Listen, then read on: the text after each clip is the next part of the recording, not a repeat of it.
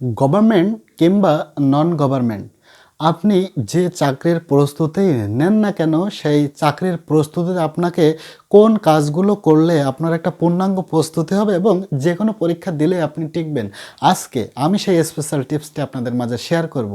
যদি আপনার একটু ধৈর্য থাকে তাহলে 4-5 মিনিট সময় ব্যয় করে আমার ভিডিওটি সম্পূর্ণ দেখতে পারেন, কাজে লাগতে পারে।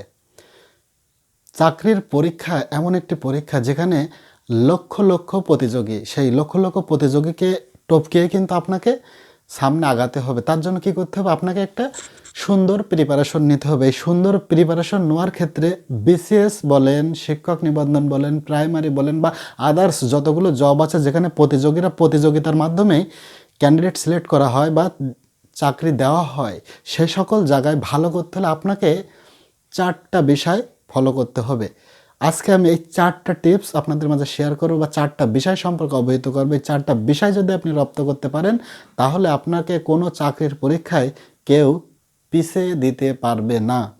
বিষয়টা হচ্ছে খুবই সহজ। এটা 3 থেকে 4 মাসের একটা ব্যাপার। 3 থেকে 4 মাস যদি আপনার হার্ড অ্যান্ড সোল ট্রাই করেন তাহলে অবশ্যই আপনি চাকরিতে সফল হবেন বা চাকরিতে পাশ করবেন, কোয়ালিফাইড করবেন। এর জন্য প্রথম যে কাজটি করতে হবে, মাত্র 4টা বিষয় অর্থাৎ 4টা সাবজেক্টকে আপনার মনের মতো করে অর্থাৎ এমনভাবে পড়তে হবে যাতে আপনি সেই 4টা সাবজেক্টে নিজে নিজে প্রশ্ন করে অন্য একজনকে সেই প্রশ্ন দিয়ে পরীক্ষা নেওয়ার মতো যোগ্যতা আপনাকে অর্জন করতে হবে। তার জন্য প্রথমে যে কাজটি করতে হবে সেটি বাংলা। অর্থাৎ বাংলায় আপনারা জানেন বিসিএস সহ যতগুলো চাকরির পরীক্ষা বাংলাদেশে হয়, প্রত্যেক চাকরির পরীক্ষায় কিন্তু বাংলা থেকে 25টি করে মার্ক থাকে বা তার বেশি কম বেশি থাকে, অর্থাৎ বাংলা সাবজেক্ট থাকে। এর মধ্যে বেশিরভাগ প্রশ্ন আসে ব্যাকরণ থেকে এবং বাকিগুলো আসে সাহিত্য থেকে। সুতরাং আপনি যদি বাংলা ভাষা এবং সাহিত্য এই দুটো জিনিস আপনার কণ্ঠস্থ করে ফেলতে পারেন বা আপনার আয়ত্তে আনতে পারেন তাহলে কিন্তু অবশ্যই আপনি ভালো করতে পারবেন বিসিএস সহ সকল চাকরির পরীক্ষার ক্ষেত্রে। এবং দ্বিতীয়ত সেটি হচ্ছে ইংরেজি ভাষা এবং সাহিত্য। তবে ইংরেজি ভাষার উপরে বেশি জোর দিবেন, সাহিত্য বেশিরভাগ ক্ষেত্রে বিসিএসের ক্ষেত্রে কাজে লাগে।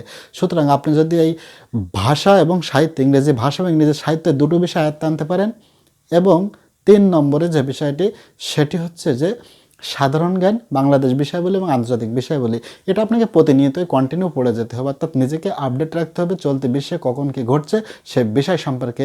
এবং চতুর্থ যে কাজটি করতে হবে সেটা হচ্ছে যে গণিত।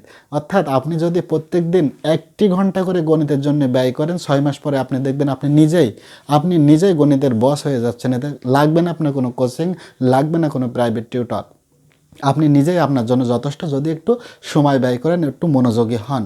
আপনার সমস্ত কাজের ফাঁকেও যদি আপনি প্রতিটা দিন মাত্র 4টি করে ঘন্টা 4টি সাবজেক্টের জন্য যদি প্রতিদিন 4 ঘন্টা আপনি সময় ব্যয় করতে পারেন আপনার নিজের মতো করে, আপনাকে কোনো চাকরির পরীক্ষায় হারাবে কেউ নাই।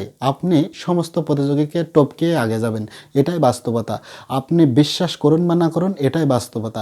এটা যদি আপনি মানতে পারেন আপনার জন্য চাকরি, আর যদি আপনি এটা না করতে পারেন তাহলে আপনার জন্য চাকরি নাই। সুতরাং সবার আগে এই 4টি সাবজেক্টকে আপনার নিজের মতো করে আয়ত্তে নিয়ে আসুন যে এই 4টি সাবজেক্টের থেকে আমি নিজেই প্রশ্ন করে অন্যকে পরীক্ষা নিতে পারবো, এতটুকু যোগ্যতা আপনাকে অর্জন করতে হবে। তাহলে আপনার জন্য চাকরির পরে কেজি এবং চাকরি পাওয়া সহজ।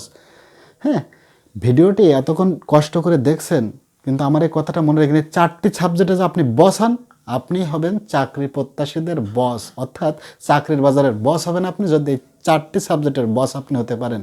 এই 4টি সাবজেক্টের বস হতে হলে আপনাকে প্রত্যেক দিন 1 ঘন্টা করে সময় ব্যয় করেন টানা 6 মাস, দেখবেন আপনি 4টি সাবজেক্টের বস হবেন।